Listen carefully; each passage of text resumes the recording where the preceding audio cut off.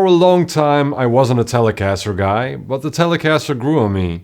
In 2020 I had the chance to buy a Mexican Jimmy Page Dragon Telecaster, which I had wanted for a long time since I'm a fan. But I couldn't bond with that Telecaster because it felt like someone else's Telecaster, which it basically was. So I returned the Dragon Telecaster and I went looking for my own. I ended up really liking the 50's Vintera model, but its modified version looked even better on paper.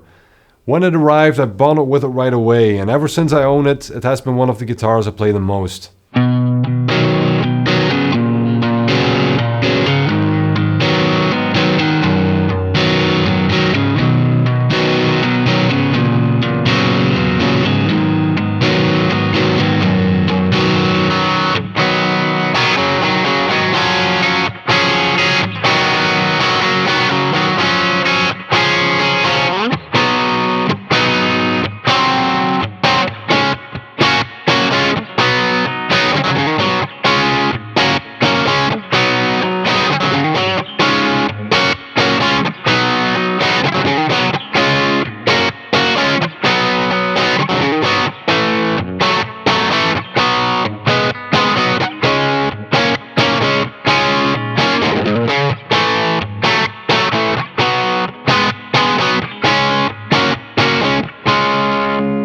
The neck shape and the satin finish play really great. The guitar has some weight to it, but it's not overly heavy, and in my opinion a lightweight Telecaster is a bit strange. The tuning stability is really good, but I'm more of a Gibson guy these days, so that might not say a lot coming from me. But what I like most of all are these pickups. These custom shop pickups sound really great. What annoyed me quite a bit were some of the knobs. The toggle switch would fall off all the time, so the store provided me with an aftermarket one, which wasn't from Fender, but did solve the issue. The volume pot can be pushed in and out to use out of phase tones, but the volume knob is also pretty loose, and since I use it a lot to switch in volumes, that's actually quite annoying. It actually happened once during a show where the volume knob came totally loose and I had no time to screw it on, so I had to use a backup. My biggest issue though were the sharp frets. And this is something that I've noticed on all Fenders and Squiers below a certain price point, but I think it shouldn't be. My Mexican Fender Stratocaster from 15 years ago didn't have this, and Epiphones, PRS or GNL guitars at the same price point don't have this either. So I definitely think that this is something that Fender should get fixed. It was so bad that I hated to play the guitar standing up, so I had it professionally fixed by a luthier.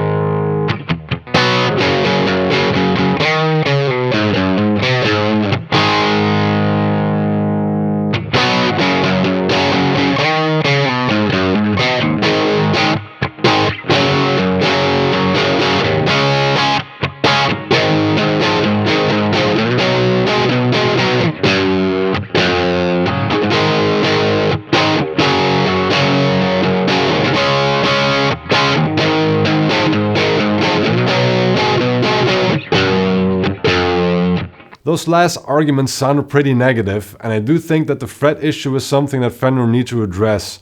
The issues with the knobs are kind of annoying and can be easily fixed, but it shouldn't need any fixing coming out of the factory. Especially at this price point, you shouldn't have to worry about any of that. Still, I'm very happy with this guitar. It's one of my best recording guitars, maybe even my best. It sounds great, and after I got the fretwork fixed, it plays like butter. Now, I could have done without all the extra switching, but then again, I don't have to use it, and if I want to, I can get rid of it. But if you want that extra versatility, this Tele has it. And I don't see myself getting rid of this guitar, at least not anytime soon.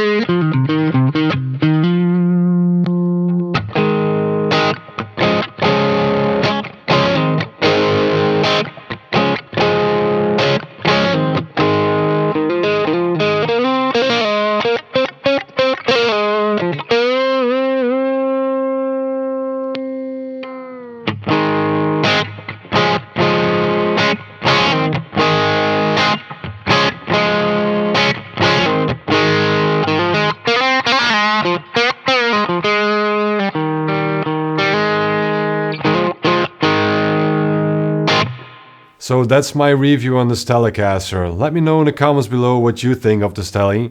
And of course, please like, subscribe and hit the bell icon, and I'll see you next time.